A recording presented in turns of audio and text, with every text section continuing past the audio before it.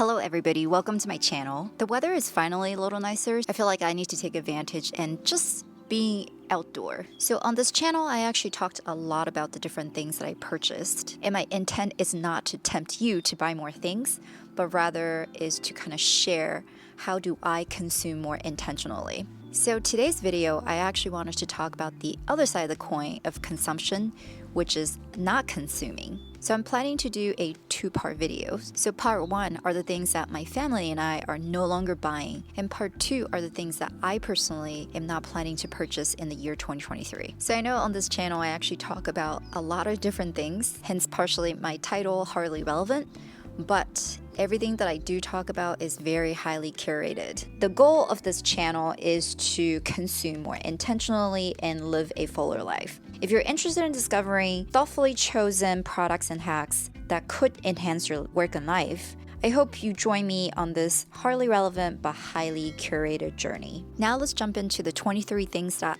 we no longer purchase as a family. I'm going to split things I'm not buying into 4 different categories. Reduce clutters, reduce plastic consumption, reduce trash production, and reduce unnecessary spending. So let's start with the first category, reduce clutters. The first item on my list is souvenirs. The reason this is top of mind is because we're about to go to Spain and I really don't want to bring home clutters. Instead of just bring home random junks that it serves no purpose other than just reminding us that we went on this trip, I wanted to focus on buying things that are uniquely local. So one of the things that I recently became super obsessed with is finding a pair of nice espadrilles. And luckily, one of the oldest espadrille brand is from Spain. So I'm planning to visit there and hopefully I can acquire a pair of my dream espadrille as a way to remember my trip and to get a pair of shoes that I've been wanting for a really long time. And obviously, other ways that we will remember the trip will be pictures, videos, and things along that line. The second item on the list is single-purpose cookware. So before the pandemic, I didn't really cook, so we will always go out to eat, for lunch, for dinner, and that really changed when the pandemic started. This is because we tried the delivery service, but it's always really expensive and the food is kind of cold and didn't taste that great. And that really forced us to just cook at home. Because of that, I became pretty good at cooking, and I feel like I have learned the type of cookware that I need over the last 2 years. Number 3 on the list is commercial decors and artwork. And what I mean by that is those mass-produced decoration pieces. Here are some examples of the things that I purchased when I was younger. The Audrey Hepburn picture, I'm sure a lot of you have seen it. I did do a little bit of customization and I changed the cigarette to a spoon. I thought it was kind of funny. As I grow older, one of the things I really am looking for is something that's really special rather than just filling the space for the sake of filling the space. So this year our goal is to finding artists that produce unique pieces so that we can add into our lives. So number 4 on the list is special dishes. What I mean by that is dishes that you use for specific holidays or really formal dining set. Most of our friends are not really into formal dining, so we're very happy with just these simple white dishes that we get from Crate & Barrel. If you break one, it's really easy to replace. So yeah, we're not gonna buy any special dishes. We don't use it, we don't wanna spend the money for it, and we don't have the space to store it. Number 5 and 6 on the list is physical books and physical media like CD, Blu-ray, DVDs. Do people still buy DVDs? Anyway, basically these physical entertainment items. For books, we really love using our Kindle. It's light, it's easy to read in the dark, and it's just really convenient to carry around. And physical media like CD, Blu-rays, with the compression technology becomes much more sophisticated. It's really hard to tell the difference between CD quality and MP3s. We're not planning to bring home any more new physical media. And number 7 on the list is dog toys from discount stores. So we have a really active dog. He is very tough on his toys, not the gentlest guy. For Christmas, he got this cute little panda from his grandparents. It's supposed to be a tough toy, but he managed to destroy in 5 minutes. Yeah, so for us, instead of wasting money and time, we're just gonna go with the toys that we know he loves and is durable enough to withstand his abuse. Now let's move into the second category, reduce plastic consumption.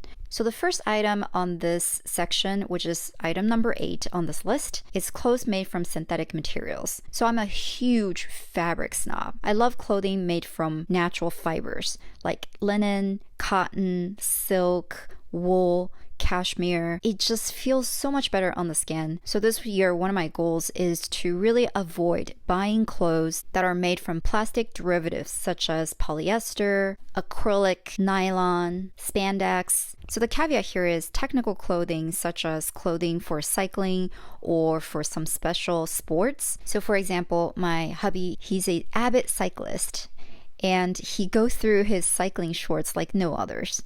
So he's not going to wear like cotton shorts. That's just not practical. So for things like that, we're going to continue to purchase technical clothing from reputable retail like Rafa for cycling, for example, instead of buying things that are less quality that can fall apart easily. So number 9 on my list is individually bottled hand soaps. So what we started to do is to buy hand soap in bulk and just refill the bottles that we have in each bathrooms. It's cheaper this way and it reduces our plastic consumption. Number 10 is plastic floss. I recently discovered silk floss and I'm really excited to transition from plastic to silk. The challenge is silk floss is a little bit more pricey, but I do have to say that when we're using plastic floss, we're kind of using it so frivolously. The silk one, we're probably going to be a little bit more conscious with the fact that, you don't need to have 2 feet of floss whenever you're flossing your teeth.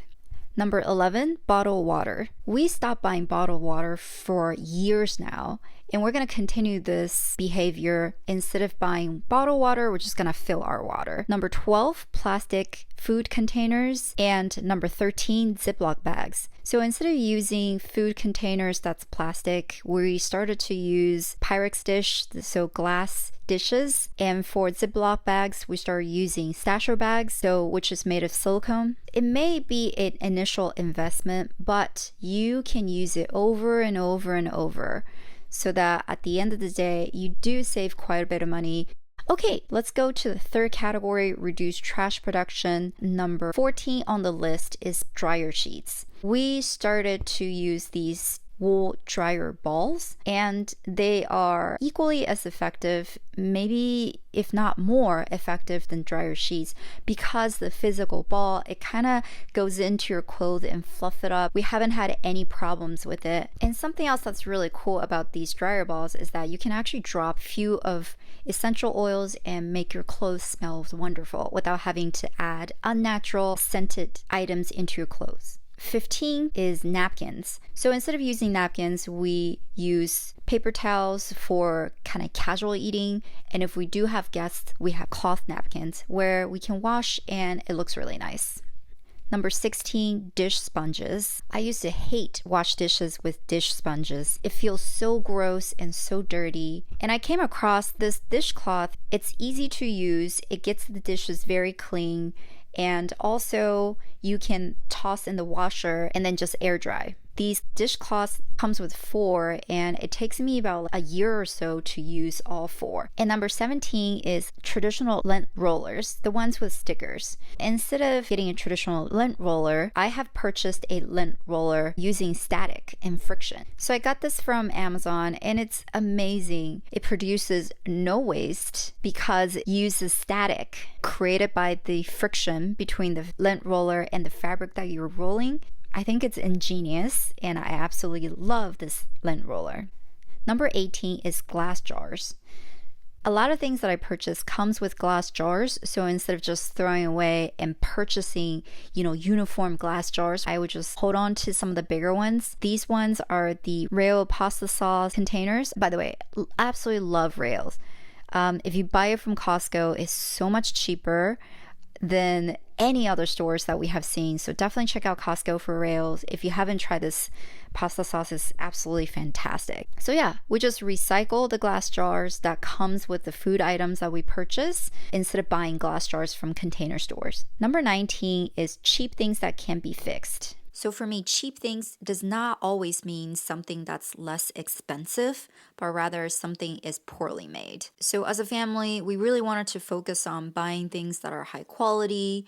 Sometimes that does mean it's cost a little bit more, but it's more about paying attention to the details. We just don't want to buy things that will fall apart easily. So finally, the last category is reduce unnecessary spending. So number 20 on my list is fabric softener. So I actually don't know where I learned this from, but I've been using vinegar instead of fabric softener for years. I want to say 10 years maybe, and we're not planning to change that anytime soon. I don't know if it's any better, but it's definitely not worse than when we're using fabric softener. I just don't understand the chemistry, to be completely honest. But it works, and I haven't had any issues with my clothes. But with that said, if you wanted to try this, probably do it on material that are more natural based, like cotton, linen. I don't use it for my silk, basically just cotton and linen. And number 21 on the list is air fresheners or scented things. For some reason, any artificial smell that's created with candle or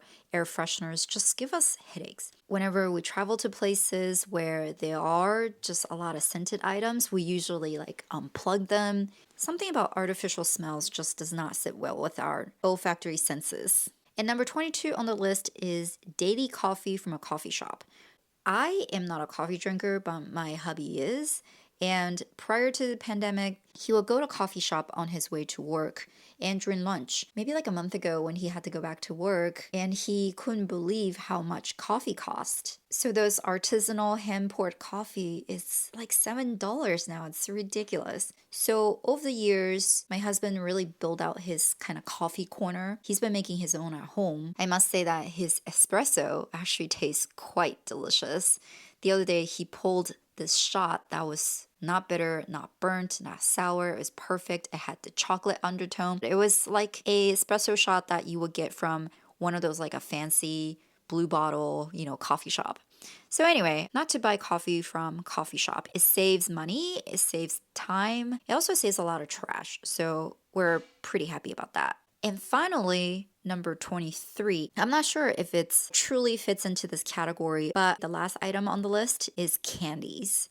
Aside from Halloween, which we do buy candies for our neighborhood kids, but we really try to avoid buying sweet stuff, really, really sugary sweet stuff. Those like candy bars. Both of us are really trying to cut down simple sugar and wanted to move into more of the complex sugar that comes from fruits, but it's really, really difficult. So 23 is our aspiring goal. I wanted to put it on this list so that we can work towards cutting out candies. So that was our list of 23 things that we're not buying in the year 2023. What are some of the things that you are planning to cut out from your life? I would love to know in the comments below so that we can share ideas and be more intentional about consuming. With that, I will see you next week with part 2. Bye!